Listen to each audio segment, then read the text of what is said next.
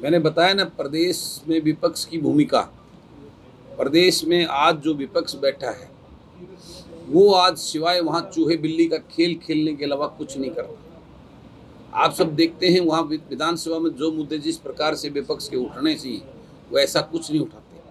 वो सब इन अंदर से मिले हुए हैं, एक दूसरे का वो शेरो शायरी करके विधानसभा के अंदर इस प्रदेश के लोगों को मजाक बना रखा है। तो कुंडू साहब, क्या आपकी हरियाणा जनसेवा पार्टी किसी भी दल से गठबंधन नहीं करेगी? और जैसे जननायक जनता पार्टी चौधरी देवीलाल के नाम पर वोट लेकर दोबारा भाजपा के विरोध में बैठ गई थी, क्या आप भी कांग्रेस और बीजेपी से दूरी बनाकर रखेंगे या उसी तर्ज पे चल के फिर सत्ता का स्वाद चखेंगे? मैं आपसे वादा करता हूँ, सत्ता का सुख भोगना होता तो अभी मुझे 3 साल हो गए होते मंत्री बने हुए। मेरे पास पिछले 3 साल से ज़्यादा से मंत्री बनने के अनेकों ऑफर कैबिनेट मंत्री का। मैं चाहता तो आपके यहीं के गोपाल कांडे की तरह मैं बड़ी बड़ी कॉलोनियाँ काट कर हाउसेज बना के पैसे लूट सकता था, लेकिन मैंने इस बात को प्रूव किया है। मैंने इस बात को सबूत दिया पूरे हिंदुस्तान के अंदर कि बलराज कुंडू राजनीति में सेवा करने की सोच लेकर आया है। मैं अकेला विधायक, इंडिपेंडेंट विधायक, हिंदुस्तान का पहला एग्जाम्पल होगा जो सरकार ताज़ा सरकार बनी है, मात्र 3-3.5 महीने के बाद उस सरकार की गलत नीतियों को देखकर उसके खिलाफ विपक्ष का बिगुल बजा के मैं आज तक खड़ा हूँ। कुंडू साहब, एक सवाल हो रहा है कि जैसा कि कहते हैं कि ओवैसुद्दीन ओवैसी है, अमित शाह के साथ मिलकर काम करते हैं लेकिन गुप्त तरीके से करते हैं जी। आपके राजनीतिक पंडित यही अनुमान लगा रहे हैं कि आपका भी कोई अंदरूनी कोई ऐसा कुछ है साठगांठ या इस प्रकार की कि भाई एक वर्ग विशेष का वोट बैंक जो कि बीजेपी के साथ नहीं है और ना मिलने वाला, चाहे वो किसान वर्ग हो चाहे और हो, तो उसको एक अलग करने के लिए, कांग्रेस से अलग करने के लिए या दूसरी पार्टियों से अलग करने के लिए आपको मैदान में उतारा गया? क्या ऐसी कुछ बात है? बलराज कुंडू किसी का मोहरा बन के आज तक काम नहीं किया। बलराज कुंडू अपने विवेक से और ईमानदारी से और सच्चाई से उस जज्बे को लेकर जो आज लड़ाई लड़ रहा हूँ। कभी मुझे सुनने को मिलता है, कल एक पत्रकार साथी का मेरे को वो था कि आपको जो ना लोग कहते हैं कि हुड्डा की बी टीम के रूप में आप वहाँ काम कर रहे हो और बाद में हुड्डा के साथ मिलकर सरकार बनाएंगे। कभी मुझे लोग कहते हैं कि भाजपा की बी टीम के रूप में काम कर रहा है। तो ये तो लोग जानेंगे। इस प्रकार के लांछन अलग अलग जगह लगते हैं, लेकिन इन बातों से ना मैं रुकने वाला हूँ ना घबराने वाला हूँ। मैं ईमानदारी और सच्चाई की लड़ाई, इस प्रदेश को जगाने की लड़ाई लड़ रहा हूँ। मेरी लड़ाई मुख्यमंत्री बनने की नहीं है। मेरी लड़ाई है इस प्रदेश के युवा को खुशहाल कैसे किया जाए, उसको रोजगार कैसे दिया जाए। आज वो नशे की तरफ और अपराध की तरफ जा रहा है, उसकी चिंता लेकर मैं निकला हूँ। मैं चुनाव लड़ूंगा जितने अच्छे और ईमानदार और जनसेवा की सोच के लोग मुझे मिलेंगे। अगर वो 10 लोग मिलेंगे तो 10 को टिकट पे लड़ाऊंगा, अगर 20 मिलेंगे तो 20 को लड़ाएंगे, 50 मिलेंगे तो 50 को लड़ाएंगे और 90 मिले तो 90 को लड़ाएंगे। बाकी पार्टियों ऐसे टिकट का बंदरबाट नहीं करनी, कोई भी आ जाओ टिकट ले जाओ। मैं लोगों से वास्तविकता चर्चा करके, वास्तविकता की फीडबैक लेके, जिसको लोग चाहेंगे, जनता के नुमाइंदे मेरी पार्टी के कैंडिडेट बनेंगे, अदरवाइज नहीं बनेगा। भाजपा कहती है 9 साल बेमिसाल। यस, बिल्कुल सही बोलती है। वो बेमिसाल जिसको हरियाणा प्रदेश कभी नहीं भूल पाएगा। वो बेमिसाल जिसमें हरियाणा के युवाओं को जिस लाइन में खड़ा कर दिया है। आज हरियाणा प्रदेश का बीटेक एमटेक हाईली क्वालिफाइड बच्चे को उन्होंने डी ग्रुप की चपरासी की नौकरी की लाइन में लगा दिया है। और आज वो हाईली क्वालिफाइड बच्चा एक डी ग्रुप की नौकरी करके एक 10वीं 12वीं पास कर रख के कप धोने में मजबूर है, जो हर रोज उसकी हत्या होती है। ये बेमिसाल दिन है। आज प्रदेश का वो बुजुर्ग जिसकी सम्मान पेंशन दी जाती थी, उसकी पेंशनें काटकर उसको आज बेसहारा करने का बेमिसाल काम किया इस भाजपा सरकार ने। इस भाजपा सरकार ने भ्रष्टाचार और को चरम सीमा पर पहुंचाकर इस प्रदेश के लोगों को बदहाल करने का काम किया। ये बेमिसाल दिन दिए हैं, इसको कभी नहीं भूलेगा हरियाणा प्रदेश। कांग्रेस भी काफी सारे डिप्टी सीएम बनाना चाहती है सर, किस प्रकार देखते हैं? मैंने कहा वो तो उनकी तो लड़ाई इस बात की है, हर रोज जो है ना रोज स्टेटमेंट बदल जाते हैं। अब की बार डिप्टी सीएम और सीएम कौन बनेगा ये नेता डिसाइड नहीं, इस प्रदेश की जनता डिसाइड करेगी। और वो अपने बेटों को, जो उनके दर्द को समझने वाला हो, उसको किसी नेता और पार्टी के गुलामों को डिप्टी सीएम नहीं बनाया जाएगा। अब की बार जो बनेंगे वो प्रदेश की जनता डिसाइड करेगी। उनके अपने बेटे उनकी दर्द और तकलीफ के समझने वाले ही आगे आएंगे। अब की बार है जी, जींद इस प्रदेश का हार्ट है, सेंटर ऑफ द हरियाणा है। और वहाँ से जो वेव्स जाती है वो पूरे हरियाणा प्रदेश के जाती है। और जींद के लोगों को ये राजनीतिक दल जो पिछले से इनको बहला फुसला कर रखे हैं, उन लोगों को जागरूक करना सबसे ज़रूरी है, क्योंकि उनका फ़ायदा उठाकर इस जजपा की पार्टी ने भी वहीं से उन लोगों को तो सबसे पहले उन्हीं लोगों को सावधान सजग करना, वो भोले भाले ईमानदार छवि के लोग हैं, अच्छी आत्मा के लोग हैं, उनको भी बड़े बड़े सपने दिखाते थे। उस सपने बेचने वालों की सच्चाई बताकर उस जींद से ही उस क्रांति का हमने आगाज किया है। क्या विधानसभा की तरह लोकसभा की सभी 10 सीटें आप लड़ेंगे प्रमुखता से सबके साथ? देखिए, लोकसभा का मैंने अभी निर्णय लेना है। मैं ऐसा कोई काम नहीं करूंगा जिसकी वजह से भाजपा को कोई बेनिफिट हो, जिसको आप ये कहते हैं कि मेरे उस कैंडिडेट उतारने से मेरा पहला उद्देश्य है भाजपा और जजपा को इस प्रदेश से नामो निशान मिटाने का। जेजेपी भी यही कहती थी कि जमुना पार हम भेजेंगे, लेकिन लोगों के साथ में धोखा हुआ। दोबारा आपके ऊपर कैसे विश्वास करें लोग? बिल्कुल, इस बात का, आपकी बात को मैं एकदम से सटीक मानता हूँ। ये जवाब आज प्रदेश के हर इन व्यक्ति का, हर हरियाणा वासी के का जो है ना, इन राजनीतिक नेताओं के और उनकी पार्टियों से विश्वास उठ चुका है। लेकिन बलराज कुंडू ने उस बात को प्रूव करके दिखाया है। वो क्यों विश्वास करेंगे? मैं धरातल से उठकर फौजी और किसान का बेटा हूँ। मैं चाहता तो आज मैं भी कैबिनेट मंत्री बना होता। मैं चाहता तो आज मैं भी बड़ी बड़ी कॉलोनी काटकर हजारों करोड़ रुपए करता। मैंने ये प्रूव किया है। मैंने मात्र 3.5 महीने की सरकार को टुकरा कर उसके खिलाफ बिगल बजाकर इन लोगों की आवाज़ बनकर मैंने उस बात को प्रूव करने का काम किया है। मैं चाहता तो हजारों करोड़ रुपए कमा लेता। इस बात को प्रूव करके मैंने क्या कमाया है? मेरे ऊपर रेड पड़ी, कितना नुकसान हुआ सब जानते, पूरे हरियाणा के लोग जानते हैं। 9 मुकदमे झूठे मेरे ऊपर दायर करे, लेकिन मैं डरा नहीं और झुका नहीं, क्योंकि मेरे साथ ताकत है मेरी सच्चाई की, मेरे लोगों के विश्वास की। उस विश्वास और आज हरियाणा प्रदेश में मात्र 4 साल नहीं हुए हैं मुझे। मैं तो नॉन पॉलिटिकल फैमिली से हूँ। मेरे खानदान में किसी ने पंचायत मेंबर का चुनाव लड़ा भी नहीं, सोची भी नहीं, लड़ना तो बहुत दूर की बात है। आज 4 साल, 24 अक्टूबर को 4 साल होंगे।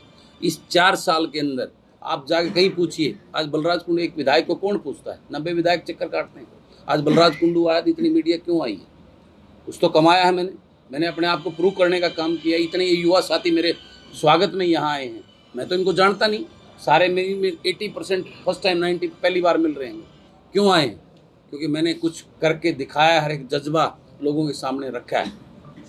ये आपकी बात एकदम से सही है कि आज इन नेताओं की कार्यशैली, इनके झूठे सपने दिखाने की वजह से लोगों का विश्वास उठ चुका है।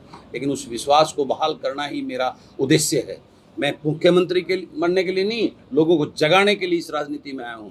मैंने पार्टी लोगों की पार्टी, उनके बेटों की पार्टी है, मेरी पार्टी नहीं है। मैं तो उसमें कुछ भी नहीं हूँ।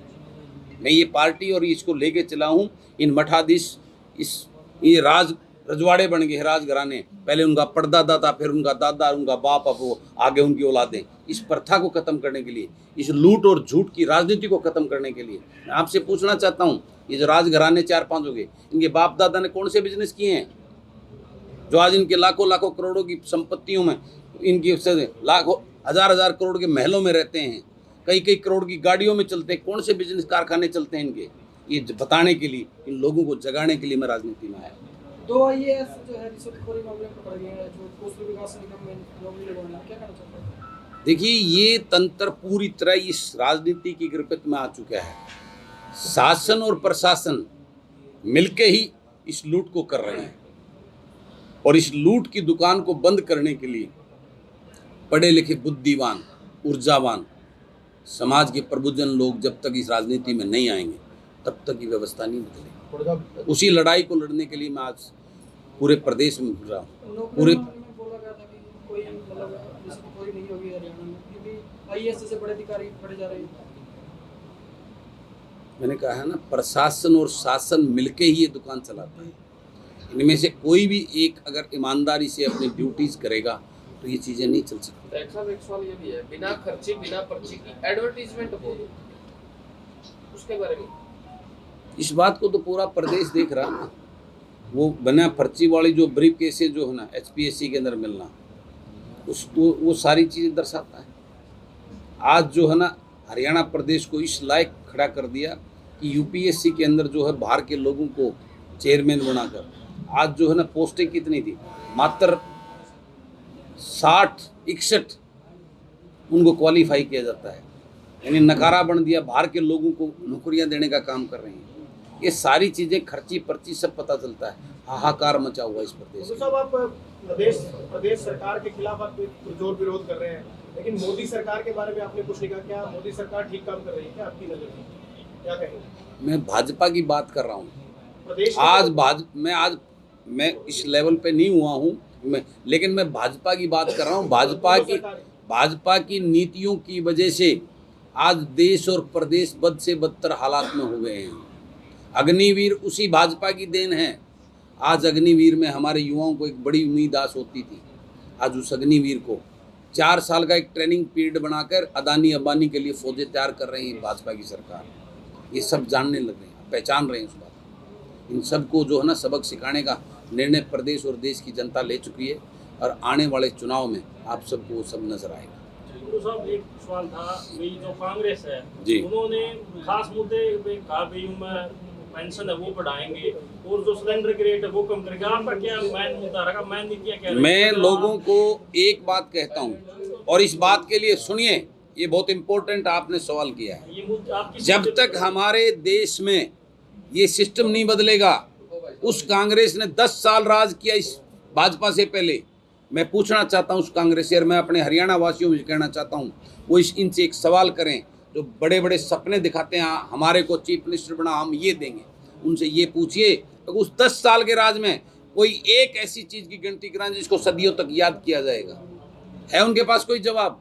हर बार ये कहते मुझे मुख्यमंत्री बनाओ मैं ये दूंगा। आप पहले मुख्यमंत्री 10 साल रहे हैं, आपने क्या दिया? जब तक हरियाणा के लोग ये सवाल पूछना शुरू नहीं करेंगे, ये तो कोई भी आप भी कह सकते हैं मुझे मुख्यमंत्री बनाओ मैं ही दूंगा, ये कोई बात नहीं। इस प्रकार के झूठे सपने दिखाने इनको तभी बंद हो सकते हैं जब प्रदेश के लोग और प्रदेश का युवाओं से मेरी खासकर अपील है कि वो प्रदेश का युवा ये सवाल इन नेताओं और इनके बेटों से करना शुरू करें कि आप बताइए पहले आपने राज किया है, उस राज के दौरान आपने ऐसा क्या स्पेशल जिसको सदियों तक याद किया जाएगा।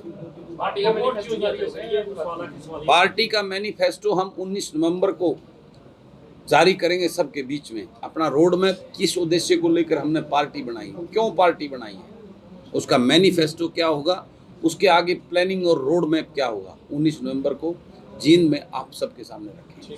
सर वोट आपको वोट देने के लिए क्या सोच के दिया था आपको वोट? मैं ये चीज़ है मतलब आपकी खास नीति क्या रहेगी, किस चीज़ पर आप? मैं मांग ही नहीं रहा वोट। मैं ये कह रहा हूँ लोगों से आप अपने उस बेटा बेटी को वोट देकर चुन के आगे लेके आइए जो आपके दर्द और तकलीफ को समझता हो, जो आपके लिए उस विधानसभा और लोकसभा में जाकर लड़ाई लड़े ईमानदारी और निष्ठा के साथ, जो ना बिकेर ना झुके। मैं ऐसे उनके बेटा बेटी को तैयार करने की बात क्या रहेंगे आप? सब पता है ना मुद्दे, आप मीडिया के साथी हो। आज हर चीज़ में मुद्दा है, हर बात पे एजुकेशन। आज स्कूलों में टीचर नहीं है, अस्पतालों में डॉक्टर नहीं है, चारों तरफ हाहाकार मचा हुआ है, लूट भ्रष्टाचार अपराध, आज नशे का किस प्रकार के दौर से हमारा युवा गुजर रहा है। ये सब है ना मुद्दे ही मुद्दे हैं। हुए मेरे साथ हमारे युवा के प्रदेश अध्यक्ष हैं एडवोकेट रजनीश वशिष्ठ जी, और उसी कड़ी में आज हमारे युवा प्रदेश अध्यक्ष ने अपनी टीम को आगे बढ़ाते हुए इन्होंने अपने यहाँ जिला अध्यक्ष के रूप में हिसार जिले के युवा टीम के हमारे भाई दीपक ढांडा को जिला अध्यक्ष बनाने की इन्होंने घोषणा कर रहे हैं, इन्होंने निर्णय लिया है। तो हमारी युवा टीम भी ऐसी है जो नॉन पॉलिटिकल है, उस धरातल को जानने वाली है। ये वो लोग नहीं खड़े कर रहे जो नेताओं के जिंदाबाद मुर्दाबाद करने वाले सोच वाले हो। ये सारे वो धरातल के वो युवा हैं जो उस तकलीफ और दर्द को समझकर उस धरातल के युवा को इकट्ठा करके उस युवा की लड़ाई लड़ने के लिए ये हमें मेरे साथ मेरी टीम में काम कर रहे हैं। तो मैं भाई दीपक ढांडा को बहुत बधाई देता हूँ और आज की आप सबको नवरात्रि की माँ भगवती के पहले नवरात्रि की शुभकामनाएं बधाई देता हूँ। और आज पहले नवरात्रि पर एक अहम जिम्मेवारी, क्योंकि युवा देश और प्रदेश का भविष्य है, उसको जिले की जिम्मेवारी हम अपने छोटे भाई को देते हैं और इनको शुभकामनाएं और बधाई भी देता हूं नवरात्रि की। और आशा करता हूं ये हम सब मिलकर इस प्रदेश को बचाने के लिए, प्रदेश के युवा के भविष्य के लिए एक मजबूत लड़ाई लड़कर इस प्रदेश को आगे बढ़ाने का काम करेंगे। जिस तरीके से हर एक पार्टी ने अपनी रैली ली है, क्या उसमें भी ऐसी भीड़ जाके आप शक्ति प्रदर्शन करना चाहोगे या फिर कम भीड़ जाके जनरल मंदिर बनाना चाहोगे? 19 नवंबर को भी कुछ क्लियर कहेंगे, आपको दिखाएंगे।